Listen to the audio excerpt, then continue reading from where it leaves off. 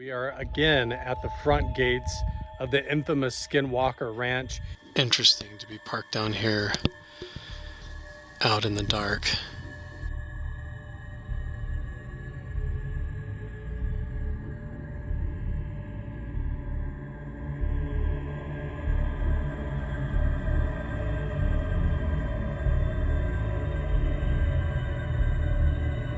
Can you appear as a glowing light on the hillside like you do at Magic Mesa? It was like everything just flashed, like lit up like noonday. Something made a noise down here. Right when I said that 3 times, weird. And all of that, whoa, another shooting star.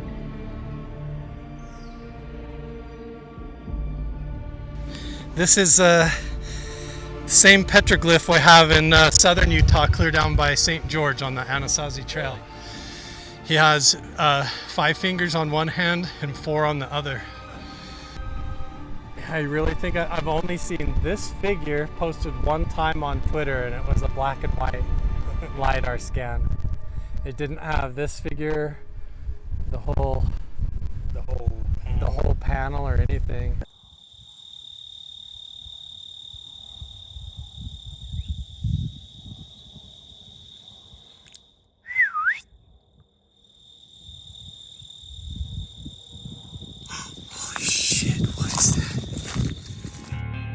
There is a connection between the paranormal, UFOs, and the myths of ancient history. The clues are scattered across the landscape from a forbidden past, maybe even in your own backyard. There is a connection between the true nature of our reality, consciousness, and the unexplained. I'm Carl the Crusher. Let's explore the unknown.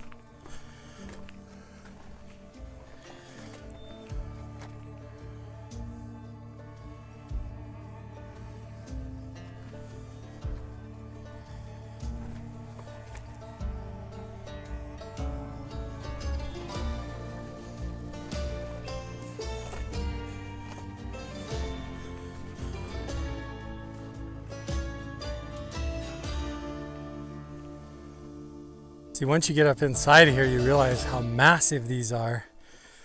There's tunnels and caves, these giant boulders, and you could just like step over. Maybe they were trying to hide them, and so they carved them in and back up under here or around or tucked.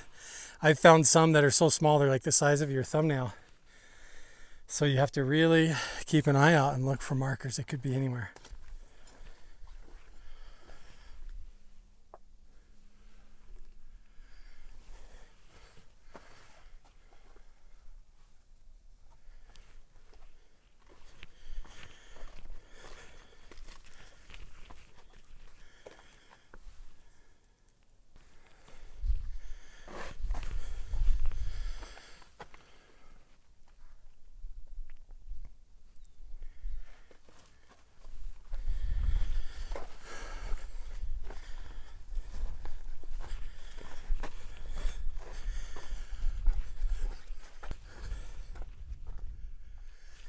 we'll keep wrapping around this ridge, and then what we'll do is maybe after we get to this other point, we'll have hit 1, 2, 3 of the feet of the mesa poking out here into the valley, and we'll have covered a lot of good ground and a lot of levels of ground. So I'm going to stay on this level of the stack of pancakes, this level of the terrace, and then we'll get over to there and drop down as we come back. So we kind of canvas the whole area vertically as well as horizontally as best we can for being out here by ourselves. You know, you would think that like having a drone would make it easy. It was really not. You get up here with the drone flying around, and it's so hard with the GPS and the batteries and the updates they have to run, and they crash all the time. And honestly, I don't think I would have ever found that one we found day before yesterday if I didn't just walk right up to it and have a really strong, almost remote viewing intuition as to where to go look.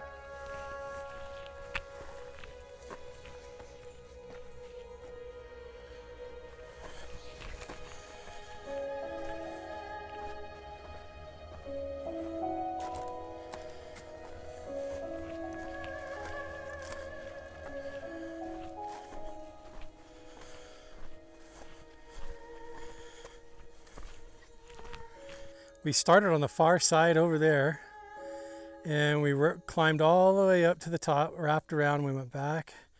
The front of that went back, front of this. I didn't go all the way to the top up there. I don't know if I have enough juice in the tank for that today. But we're gonna go up here and finish this corner off. See if we can find anything up here. And I honestly think if we keep going just a little bit further, we might even be up to that first petroglyph panel and where I found the other one 2 days ago. So if we start getting closer, chances go up. That looks like a big snake head sticking off the mesa. Kind of cool looking.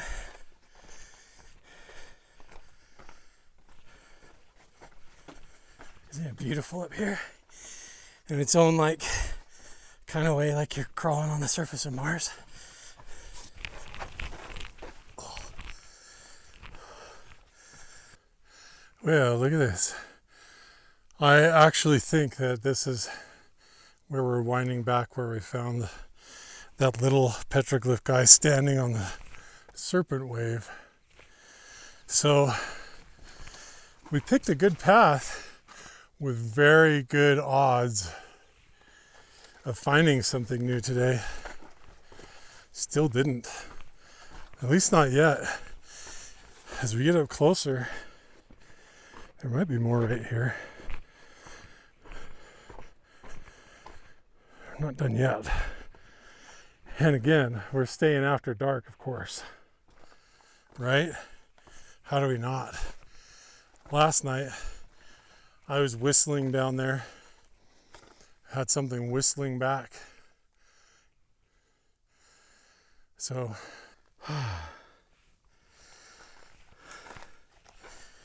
starting to run out of steam here. I'm getting tired. It's hot. I'm cooking right now. I've almost drank through all my water. Yeah, there he is. Yo.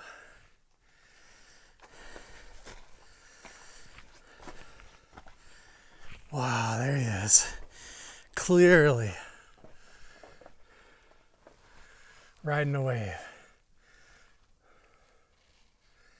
Now let's see in this lighting, maybe there's more here that I couldn't see before. Is there anything below here? Kind of looks like it, but this is very definite. There's a guy there. Look at all these swallow nests. Sometimes they carve these lower boulders too that fell down. I don't see anything.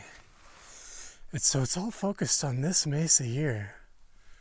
A lot of the in-tree petroglyphs. See, he's standing on the serpent wave. It's all the way over here. And there he is with the headdress, the squatter man. Right? Maybe let's go look at some of these down here a little bit. Right?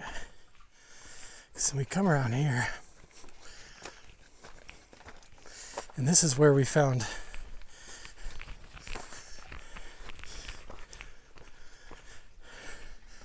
the other petroglyphs are clear down there, so there could be more along here. We just haven't looked close.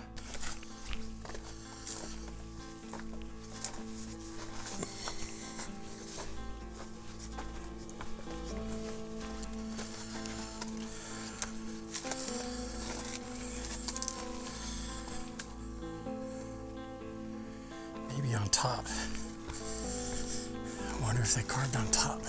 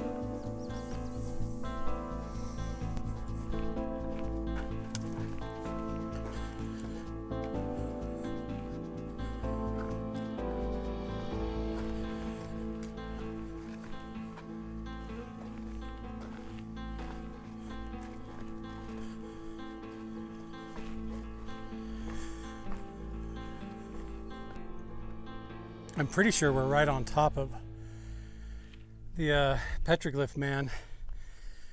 Those are the stones down there at the petroglyphs, and then we're right above him. The one that we found 2 days ago up here. So, but I don't remember coming this way. And that one glyph that we found is clear down there on the other side. So any one of these little spots you could have something, but this is how it goes. Sometimes you come up here and find things, and other times I guess you go out and you'll hike hours and hours and traverse everywhere and not find diddly squat.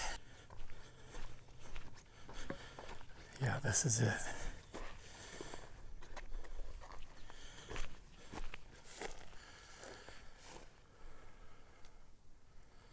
Let's just slow things down and just see what's here.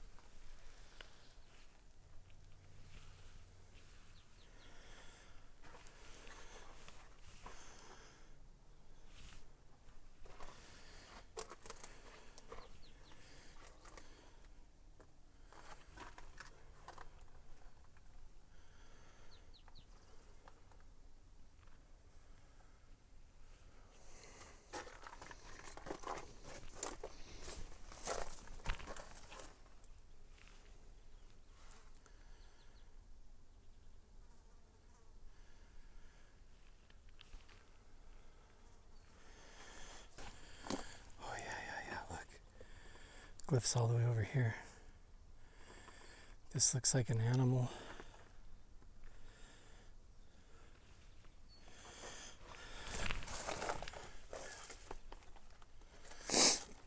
So hard to tell.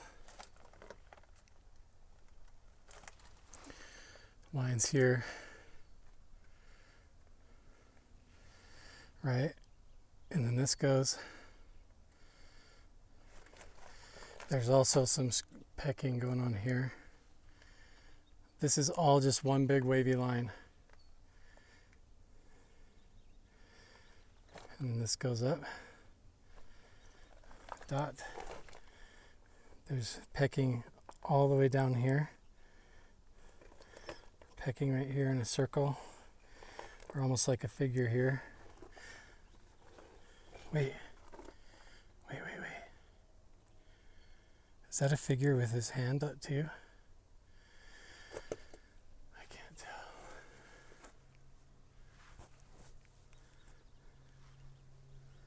All these cosmic patterns, there's like dots here. See, this is all pecked.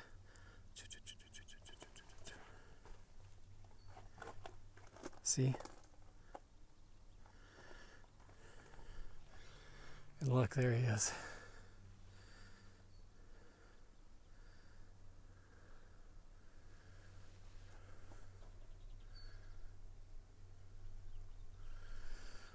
See if you can tell what his feet look like. Kind of looks to me like his feet come all the way down, and then he has bird feet, 3 toes right here. See that? And then his other leg comes down, and he has 3 toes right here. I think this is another bird shaman. 3 toes, 3 toes. The leg comes up here, leg comes up here, and then his whole body goes up. See, it's like a chicken leg here, and then his hips are here. His body goes up, and then he's got a hand coming over this way. This hand is going up to a high five. And there's his head. Oh, let me take my backpack off here.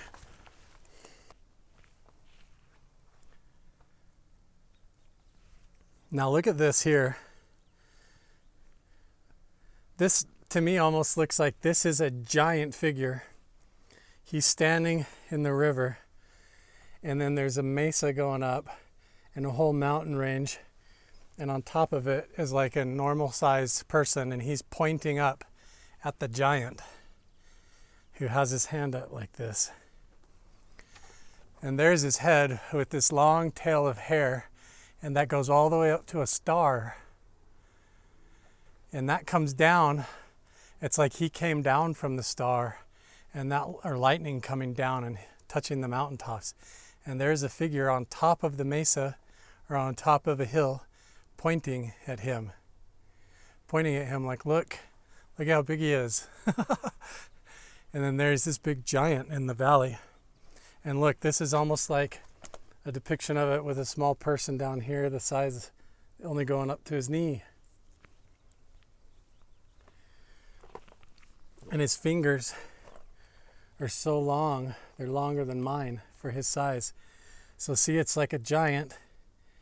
Here's the valley, and then there's a mesa going up. This whole line continues to go all the way up like a wavy serpent line. See that?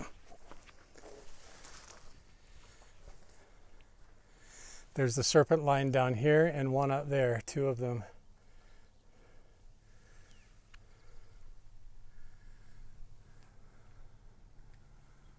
And then across the top is a bunch of little things carved all the way along the top up there.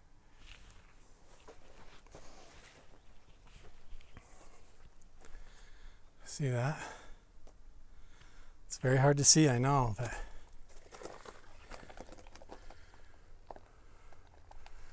well, we found him again. So here we are at his feet, and I can see there's a flat line here, and then there's a wavy line here.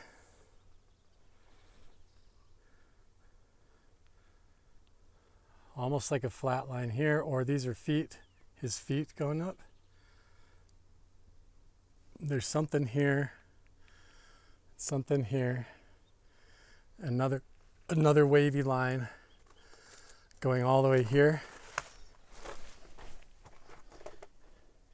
And then up there's a whole nother wavy line. So there's 3 different serpent lines going across this stone. And then at the end of it is this guy standing on top, and like a smaller guy with horns pointing over at him with his hand up. And then down the hill here is where we have the 5 fingers on one hand and 4 on the other, just like at Magic Mesa. But this is at Skinwalker Ranch. How? It's definitely not graffiti from kids. It's looking more and more obvious to me that his body comes down here, and look at the legs. Follow the legs. Keep following the legs. Look, the legs keep going. And then you have bird feet at the bottom. You definitely have long legs, bird feet. Long leg, bird feet.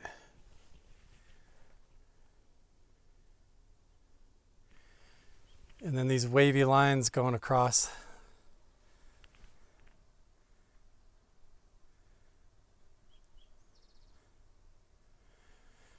It's almost like there's a depiction of his legs going all the way down to bird feet, but then also there's a flat line going through that makes it almost look like his feet are here, going out.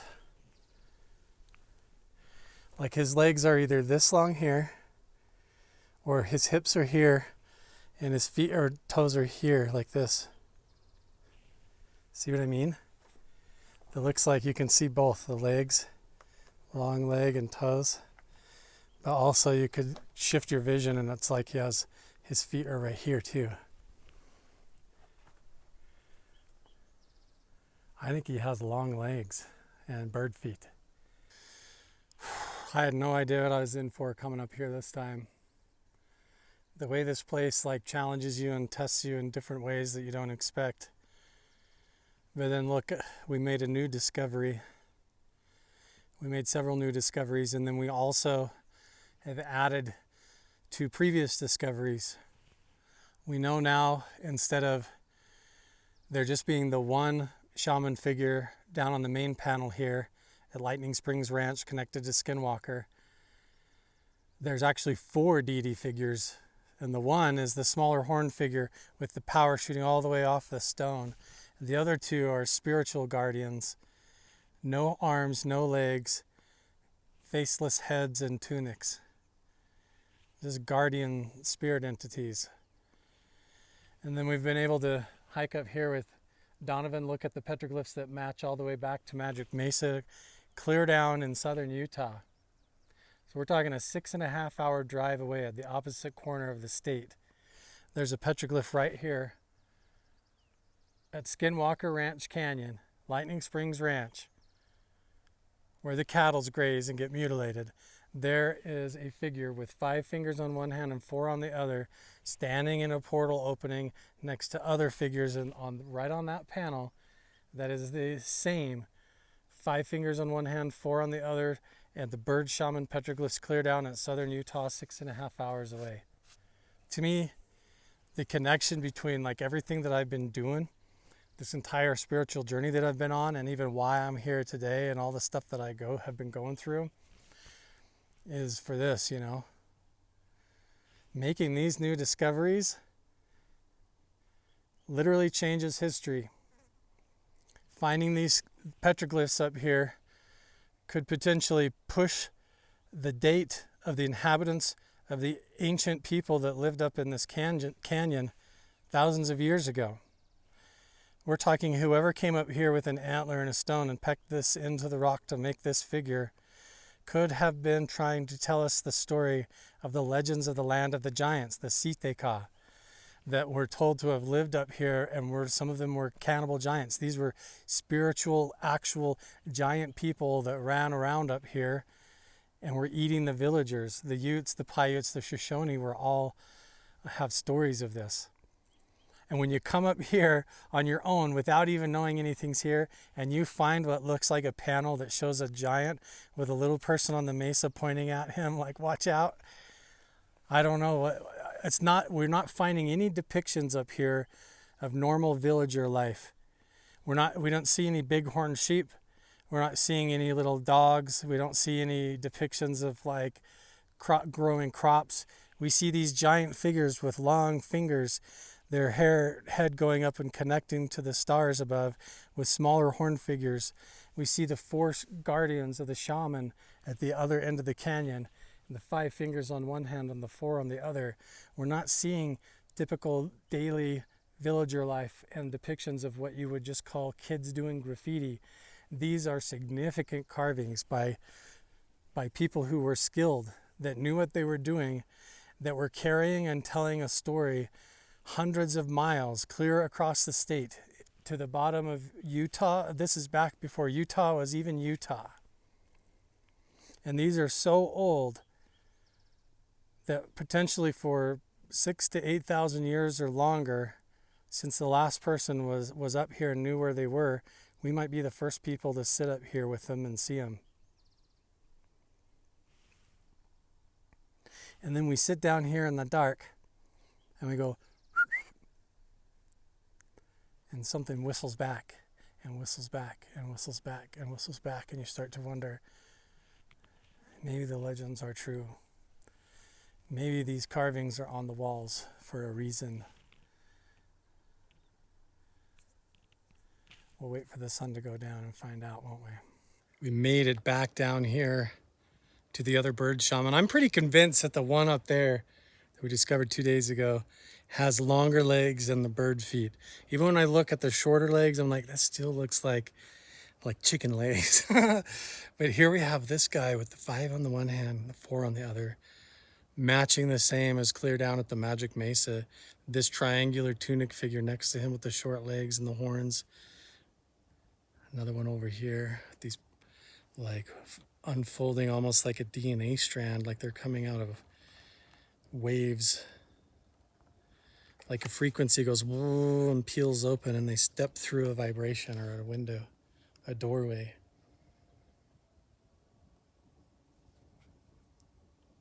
Cool, I'll turn the camera around and let you look at this one more time. He clearly has the same cow ears. You see that? The 2 ears going off the side. Now I'm gonna put right next to him the shaman, a depiction of the shaman, not to cover this one up. Here, I'll go this way. So you've got this shaman here. Look at this one right here next to him now. This one is 6.5 hours drive away, clear down in southern Utah by St. George. And this is up here in Vernal, Utah. Look at the legs going down. The feet are the same. 4 fingers on this hand and 5 on this hand. The body goes up, and look at the head. Look at the cow ears or the sheep ears that stick out. You've got the sheep ears or the cow ears going here and here, right? It's the same figure, the same shamanistic figure. And at the Magic Mesa, the depiction of this all has to do with time travel.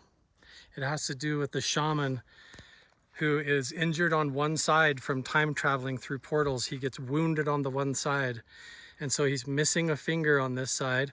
And usually when his legs are depicted with his feet, you see that his toes are bent or his foot is curled on the same side as he's missing a finger. And this was a shaman that was just like a skinwalker, that was half man, half animal in depiction. They was the bird shaman, but look, he also had bull horns and a cow's head. Sometimes deer antlers.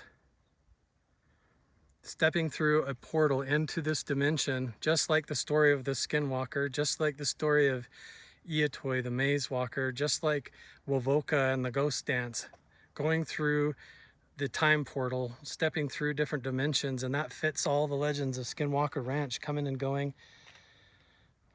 Ancient dire wolves and other things from the past, UFOs, from other dimensions and from the future popping in and out of our reality. All quantum entangling, because this original shaman, this deity figure, opened the gateway, opened the door, opened the portal.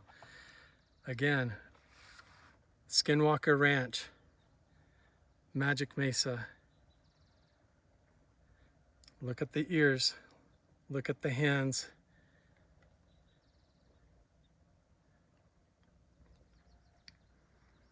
Same event, same figure. This is not graffiti from kids. They were telling a story of an event, of something that occurs that traveled clear across this entire place from southern Utah all the way up to here. And there it is. He's at Skinwalker Ranch. He's at Magic Mesa. Same guy. Unbelievable. When I walked up and saw him day before yesterday, I got chills all through my body. Like, wow, there he is. The same shaman figure. When I sat on the shaman seat at the Magic Mesa, that was one of the most significant spiritual, esoteric experiences and visionary experiences that I've ever had. And then to come all the way up here and find him.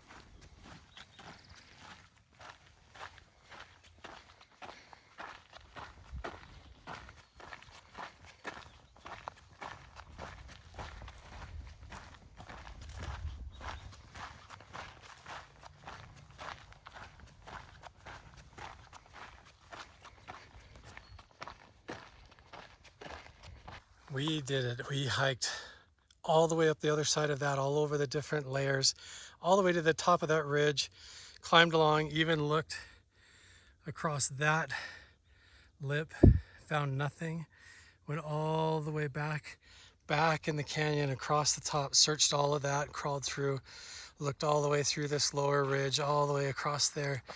That over there is where the little guy is, right there with the swallow's nests above him. And then we crawled all the way up on top, dropped down, back to the petroglyphs, down over there to the other petroglyphs. And then I even searched along this lower ridge, came across here, searched across this little knoll. And now we're gonna head back to the truck and get ready for nightfall to begin our night investigation. I've got the thermal imager, got my night vision camera. I still haven't even used the spirit box to try and talk. I don't know how I feel about that still, but sometimes you get weird results. Maybe we'll try that out. And we'll get ready for dark. We might have to drive back up to that spot in the thick trees and try to whistle again. See if we can get something to actually manifest or appear, catch an orb of light or an actual physical appearance, or debunk it as maybe little birds that are messing with me out in the trees. But either way, we'll go back up there and see what happens after dark.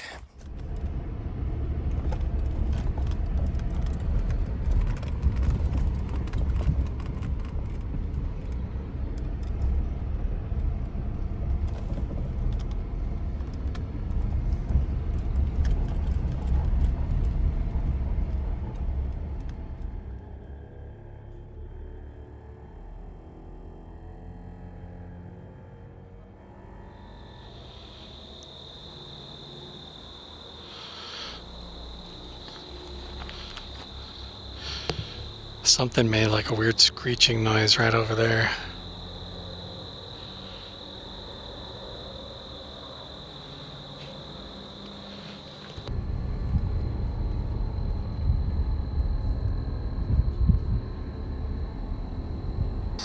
I am sitting in the truck right now, right at the base of the petroglyph boulders.